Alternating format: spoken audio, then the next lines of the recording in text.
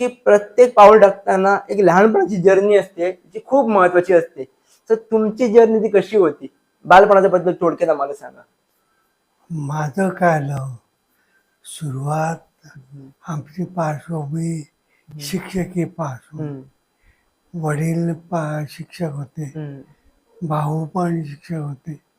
पण मी चुकून M-P-T okay. वास्कोला लागलो. ओके. मग माझ्या मनात येतं की माझं आयुष्य मी फुकट घालवतो की काय. हम्म, मग काय झालं, साधारण हायर सेकंडरीमध्ये हम्म, जर तुम्हाला एंट्री पाहिजे तर क्वालिफिकेशन पाहिजे. हम्म. माझं त्यापर्यंत डिग्रीपर्यंत शिक्षण होतं. ओके. मग मी एम-पी-टीतून एम-ए केलं.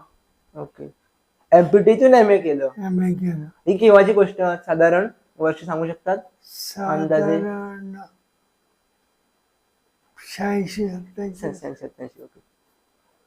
मग त्यानंतर आम्हाला तिथं नाईट पाळी, हम्म. दिवस पाळी होती, म्हणून शक्य झालं ते. ओके.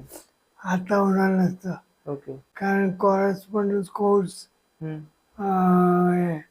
गोवा युनिव्हर्सिटीमध्ये नाही. बरोबर. त्याचा पण त्रास. त्यावेळी तुम्ही त्याचा उपयोग करून घेतला. हो. तर त्यावेळेस तर माझे साहेब जे आहे हम्म. त्या साहेबांना पण क्रेडिट दिलं पाहिजे. थोडक्यात तुम्ही सांगू शकता त्यांच्याबद्दल, साहेबाबद्दल तुमच्या? साहेब म्हणजे काय, मला शिफ्ट हम्म. देण्यासाठी त्यांचा उपयोग झाला. हा म्हणजे तुम्हाला सपोर्ट एवढं करायचे ते, तू शिक्षण पण कर आणि काम पण कर. नाही, मी त्याला सांगत नव्हतो हा. कशाला पाहिजे ते. ते पण करत होते सपोर्ट. करत होते हा. इनडायरेक्ट. म्हणजे तुम्ही कोणाला दाखवून दिलं नाही की मी बस शिक्षण पण माझं चालू हो, आहे. करेक्ट. आणि गुपचूपपणे ज्यावेळेला एम-ए झालं ना, त्यावेळेला मला कोणीतरी म्हटलं की तू मान्यात का जात नाही, हम्म. त्याला आवश्यकता आहे. हा.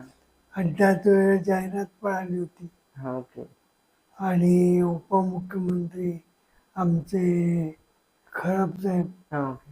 ते चेअरमॅन होते. म्हटलं बरं आहे. आणि त्यांच्या नावाचं चाम हा. आणि त्यांची निकड ओके. हे बघून मी हा. नोकरी सोडली व इकडे आलो. ओके. आणि इकडे आल्यानंतर एक छदामही द्यावा लागला नाही. हम्म. त्यांनी इंटरव्ह्यू पण अशीच घेतली.